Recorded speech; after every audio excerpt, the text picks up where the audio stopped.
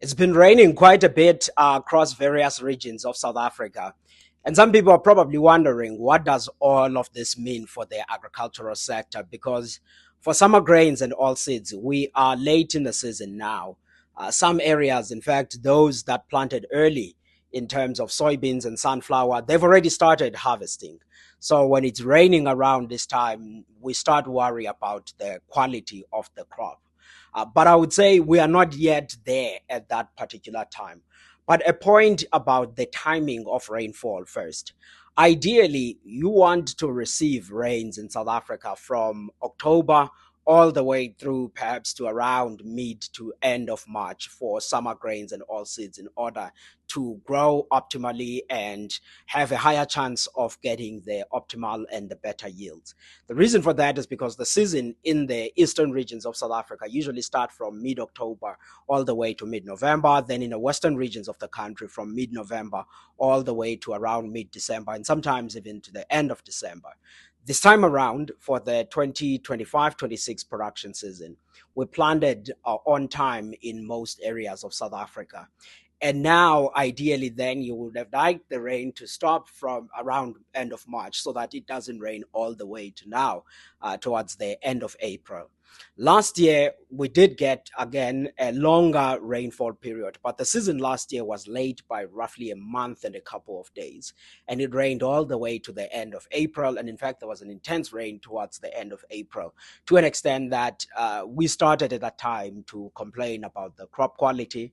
And indeed, when the farmers were harvesting, when you were looking at the grading of maize, soybeans, there were some issues here and there, but it was not all that bad to an extent that we ended up again with still a solid crop, which was generally the second largest crop on record. That was the 2024-25 production season.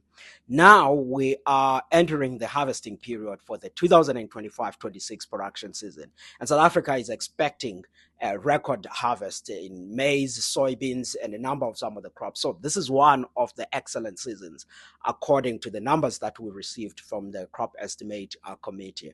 For example, our maize crop is estimated to be at around 16.8 million tons. That's the largest crop on record in South Africa. Soybean, it's around 2.8 million tons.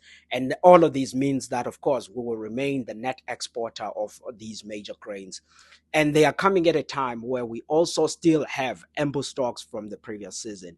This is why, if you look at the maize prices, for example, in South Africa, they are down by roughly 30% from a year ago.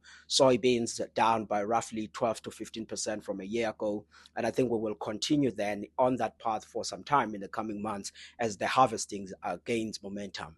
But the other upside of the rain at this time is that for the 2026-27 production season, that's the crop that will be planted from October this year going forward.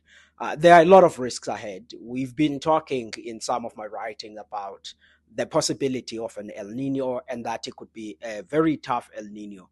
And I think then if now we are continuing to receive these rains until this period, that helps in slightly improving the soil moisture so that even if then we receive below normal rainfall in the 2026-27 season, at least the soil moisture in some regions of South Africa is not as bad. That's the hope. I'm not saying that's exactly how things will turn out across all of the regions. And if we do receive rain, even if they are below normal and we receive them at an optimal period right after planting windows and again during the flowering or pollination stages, and we may end up then with a fairly decent crop. All of this will depend on how intense this El Nino that we are all talking about will be. And I think clarity on that will be around June or so as we head towards the start of that season. And of course, there are other risks added to that, which is that with this ample crop of the current season, keeping maize prices low, the profitability on the grain farmers is under pressure. So it's not as easy for the guys.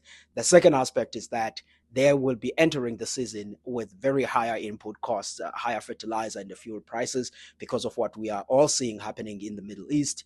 And of course, then this possibility of below normal rainfall, which means that we are approaching a season that actually has a lot of risks that we're looking at. But for now, these rains that we are seeing across South Africa, I think we shouldn't worry much about their impact on the quality of the crop, to an extent that others are starting to think that there may be some downgrading. I think these numbers that were released this previous week, now at the end of April, they still pointing to a solid space, that we have a record soybeans, record maize, our overall grains and oilseeds in South Africa are looking healthy.